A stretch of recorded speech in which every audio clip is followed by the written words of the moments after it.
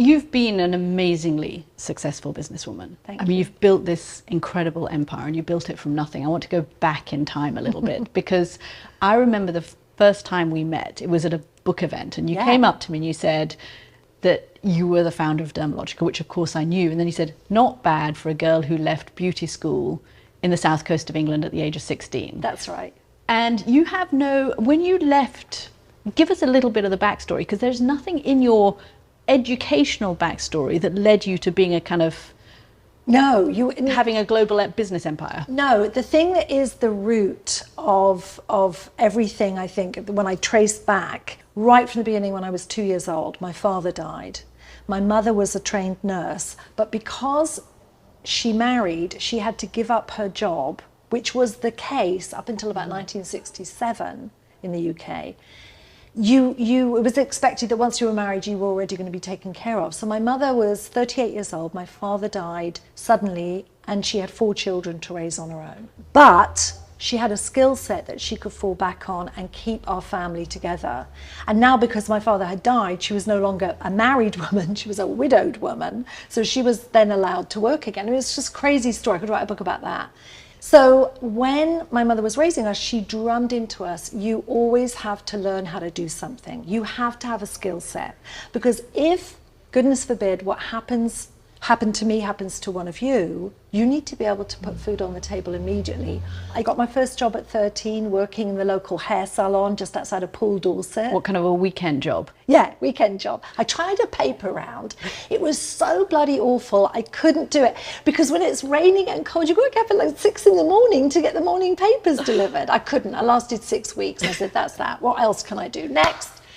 My girlfriend Debbie from school said, I think there's a salon in the village that will employ you underage, because her friend got a job there doing the laundry. I said, I'm going in. I got my job at 13 years old. Couldn't be seen by any member of the public because it was illegal. But I did the laundry, was always in the back room, cleaning up, tidying. It was the most fantastic job I had because I got to know everyone in the village. I knew every bit of gossip. There is nothing that is not said in a salon. I thought I had the most glamorous job in the world. And I'm going to be a hairdresser. And then when I was 15 and a half, I got promoted to shampoo girl, which was my official title. Big promotion. Huge. All of that said, when I was 16, they hired a skin therapist to work in the salon giving skin treatments and what we would then call facials, which I don't say that because it doesn't stop at the face. Your skin actually is your entire body. It's a living organ. I was inspired by her and I realized this is what I want to do.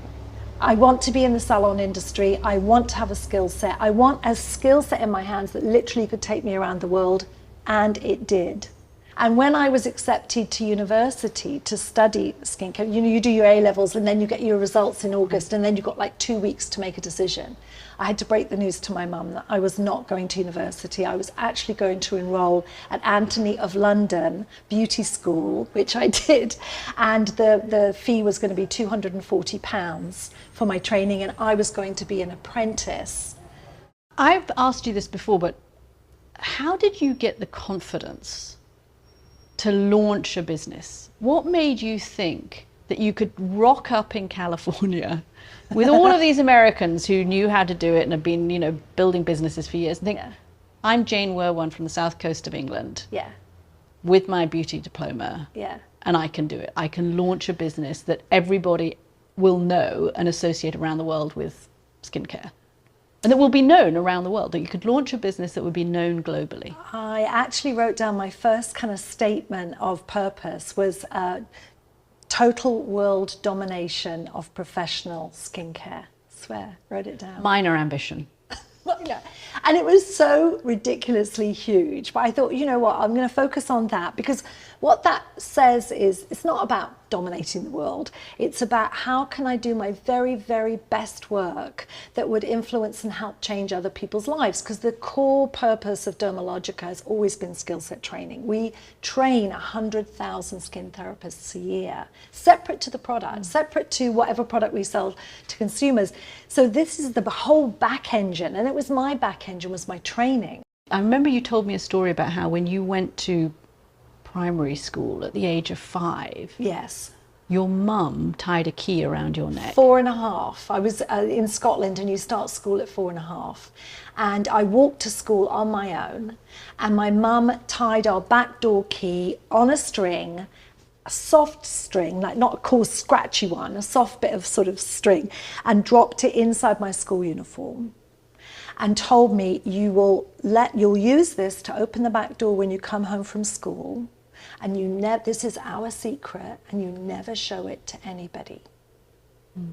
And I felt very trusted, and I thought, my mum, I've got this, mum. That was in my head, yes, I can do that. I'll do a really good job at that. Now, was I scared at 4.5 to walk down the street? Absolutely.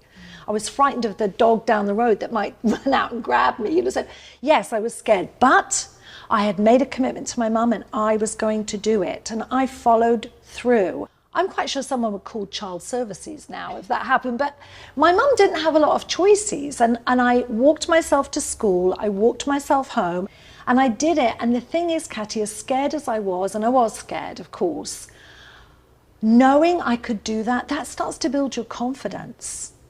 I think what happens when we... Yeah, I mean, if you can do that... Yeah. I'm going to California. I mean, it didn't... What else? Click quite that quickly. Yes, and it's not totally, here's this dot and there's that dot. But I can see that as a small child, realizing I can do that. I can make that happen. And I'm doing it every day. And I can survive it. Yes. Would then later in life make you think, well, actually, you know what? I did a really hard thing you can already. figure this out. Yeah. We can figure it out. You don't know what the hell you're doing. None of us know what we're doing until we do it. So you take a deep breath, and then all the way through. And now, I'm 65 years old. Now, whenever I have something to do like this, I think, I can do this. I've done the hard stuff before. I can do this. And what's the worst thing that can happen if you don't do it? Or you have to do it a second time? You didn't get up and walk straight away. You had a few attempts. It's okay not to get it right away. I'm hoping this is not too hard. No, it's fantastic. You're having a miserable time. I'm having a great time. So you tell me the story. Let's go to the origin story of Dermalogica, because you arrive in California with your new husband. No, with my boyfriend.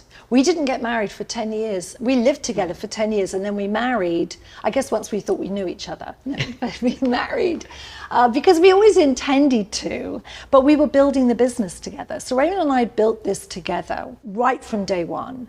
We arrived in California. He is South African. I'd been in South Africa for 4 years, emigrated to the United States, very simply to pursue the American dream. When we got here, it was President Reagan's second term, and it was a 10.4% unemployment. So actually it wasn't a good time to come to California. However, Raymond, with his marketing degree, his business degree, couldn't get a job.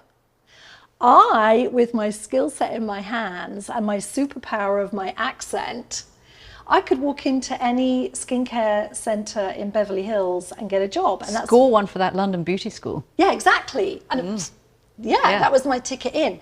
What I realized in that process of trying to get a job in a salon was that the training was much less here in California. Only 7 states out of 50 even had a qualification to be a skin therapist, but it was called a cosmetician, now called an esthetician. At Dermalogica, we call ourselves skin therapists because we're trying to bring about a therapeutic change in the skin.